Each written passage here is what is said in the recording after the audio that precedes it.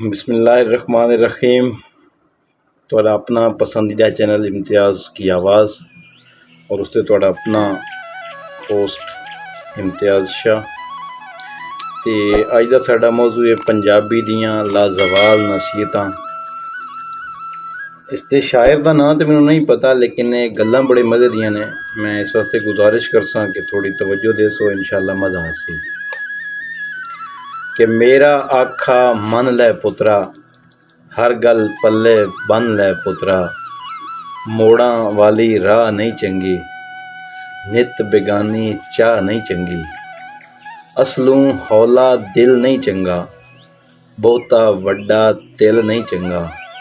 बहुती खिलरी वल नहीं चंगी, कंडू ओले गल नहीं चंगी।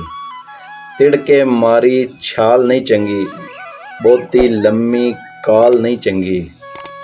रुखां थल्ले मच नहीं चंगा, ढेर फसादी सच नहीं चंगा। कखां नेड़े अग नहीं चंगी, सिर तू भारी पग नहीं चंगी। और बेकदरे दी खो नहीं चंगी, बदो बदी दी मोह नहीं चंगी। मोह कहते ने प्यार मुहब्बत नूं, लेकिन कहते कि जोरों जबरदस्ती वाला प्यार भी नहीं चंगा। बेकदरे दी खो नहीं चंगी, बदो बदी दी मोह नहीं चंगी। इस तो पिछे होर नूं फड़िए, ये बड़ी कमाल दी गल है। इस तो पिछे होर नूं फड़िए, पहलां घर दे चोर नूं फड़िए। करनी अंत अखीर नहीं चंगी, ये भी तुहाडे वास्ते एक बड़ी नसीहत है कि करनी अंत अखीर नहीं चंगी। कुत्तियां अगे खीर नहीं चंगी, और लड़के कीती वंड नहीं चंगी। लूण दे नेड़े खंड नहीं चंगी, मांगवी सोच ते चुक नहीं चंगी। सट के चटनी थुक नहीं चंगी, कच्ची पिल्ली रुत नहीं चंगी। ते सब नूं दिसदी गुत नहीं चंगी। अखां दे विच कहर नहीं चंगा, जिब विच भरिया जहर नहीं चंगा।